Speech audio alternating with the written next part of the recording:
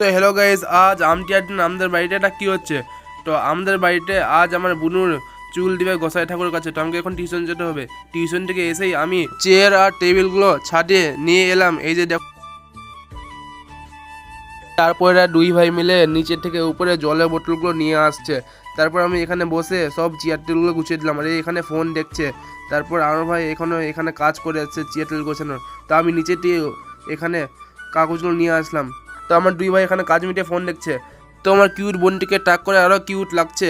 তো এখানে এখন খাওয়া দাওয়া চালু গেছে। তো আমি পরিবেশন করে এখানে অল্প বসেছিলাম। তারপর এখানে তো দেখো, এখানে সবাই খাচ্ছে গাইস। তো এখন অনেক রৌদ্র করছে, কিন্তু আমটি একদিন বৃষ্টি হবে না, এটা হয় না কি? তো এখন আমি ঘরে চলে এসেছি। আর এই যে দেখো, এখানে প্রচুর ঝিমঝিম করে বৃষ্টি পড়ছে। হঠাৎ বৃষ্টিটা চলে এলো। তো আমার জেঠুর ভাই এখানে চান করে নিল, এখন বৃষ্টিতে মজা করে চান করছে। শাহরুখ খানের মানে পোস্ট দিচ্ছে দেখো এখানে। তো এখন দেখো সব কাদা কাদা হয়ে গেলো।